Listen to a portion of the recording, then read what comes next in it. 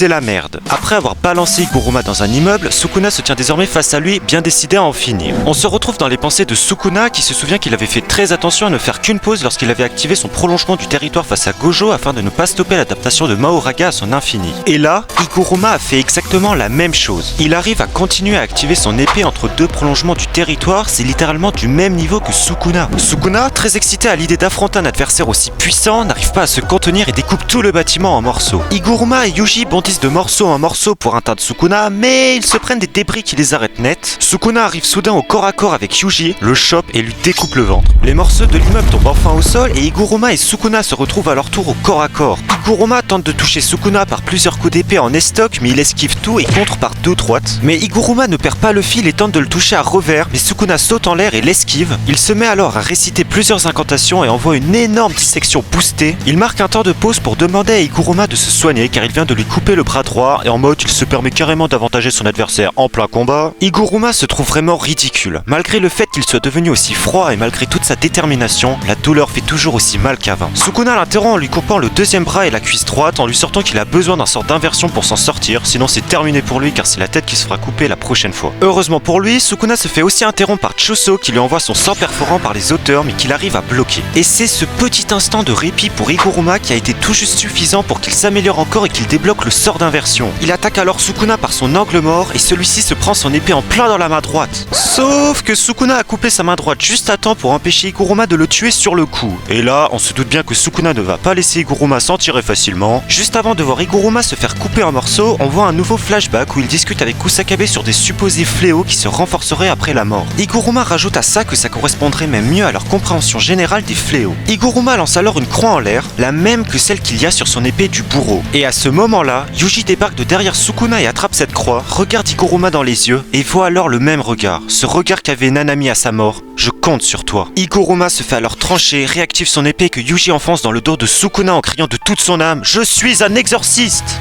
Incroyable ce chapitre, pas vrai? Bref, on va commencer par en faire un petit récap. Déjà, Ino et Kusakabe, aucune nouvelle.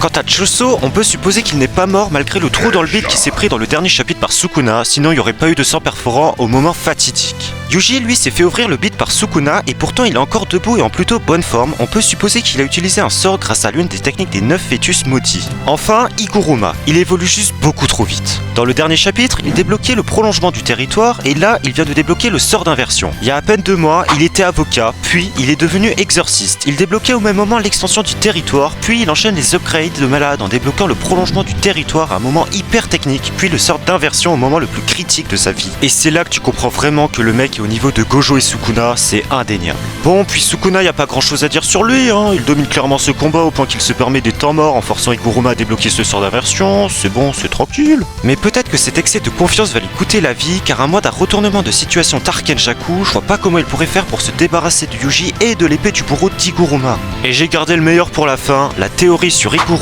qui serait en fait un ancien fléau. Souvenez-vous, dans le chapitre 245, Iguruma avait eu son premier flashback où quelqu'un lui demandait s'il voulait mourir. C'était arrivé juste à la fin du procès de Sukuna. Et là, dans ce chapitre, on a carrément vu une discussion de Kusakabe et d'Iguruma parlant du renforcement des fléaux après leur mort. On peut donc clairement imaginer qu'Iguruma est un ancien fléau qui serait mort autrefois et qui commencera à revoir des moments de son ancienne vie. Et l'une des preuves pour appuyer ça, c'est sa qualité en tant qu'exorciste. Le mec, ça fait à peine 2 mois qu'il est devenu exorciste et il est déjà au sommet de cet art en maîtrisant les techniques les plus abouties telles que l'extension du territoire. Des génies comme ça, on n'en connaît qu'un seul, c'était Gojo Satoru, sauf que lui il avait la technique de l'infini et le 6ème œil, rien à voir avec un random comme Iguruma. Bref, c'est tout pour cette review, merci de m'avoir écouté, abonne-toi et rejoins mon serveur Discord pour plus de vidéos comme celle-ci. Tchuss.